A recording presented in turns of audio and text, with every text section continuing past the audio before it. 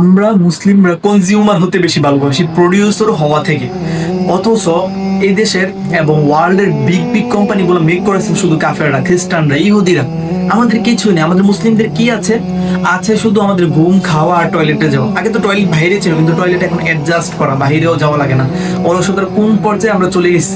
কিন্তু আল্লাহ সুবহানাহু ওয়া তাআলা স্পষ্ট কোরআনে বলেছেন, বিসমিল্লাহির রহমানির রহিম, ফাইদা কুদিয়াতিস সালাতু ফান্তাশিরু ফিল আরদ। যখন তোমাদের নামাজ শেষ হয় তখন তোমরা জমিনে ছড়িয়ে পড়ো, ওয়াবতাগু মিন ফাদলিল্লাহ, এবং আল্লাহ তাআলার রিজিক অথবা অনুগ্রহকে অনুসন্ধান করো। অথচ সূরা মুজাম্মিলে আল্লাহ তাআলা শুধু দুই ধরনের লোকের কথা বলেছেন।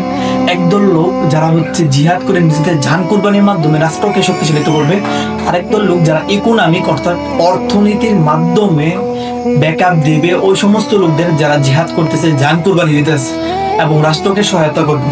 কিন্তু আজকে আমাদের ইকোনমিক কই? আপনি কি মনে করেন ভাই, একজন স্টুডেন্ট যে দিনে আনে দিনে খায়, যে বাপ মার টাকা চলে, সে কি একটা মসজিদ মাদ্রাসা লাখ লাখ টাকা দান করতে পারবে? একজন মিডল পয়েন্টের লোক যে দিনই তার টাকা শেষ হয়ে যায় তরকারি অথবা ভাত টাত এগুলো ক্রয় করতে, সে কি ফান্ডে কোটি কোটি টাকা জমা করতে পারবে? ইসলামের নামে আমরা তাহবিল কোত্থেকে জমা করব? যদি জমা করিনি সবগুলো থাকে, তাহলে জমা কে করবে? আমাদের তো এগুলা জমা করার লোক প্রয়োজন।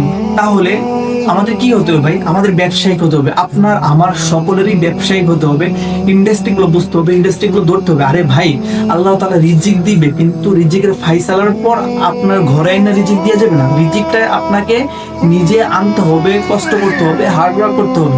এবং আল্লাহ তাআলা এটাই বলছেন, ওয়াবতাগু মিন ফাদলিল্লাহ, এবং তুমি রিজিকের অনুসন্ধান করো।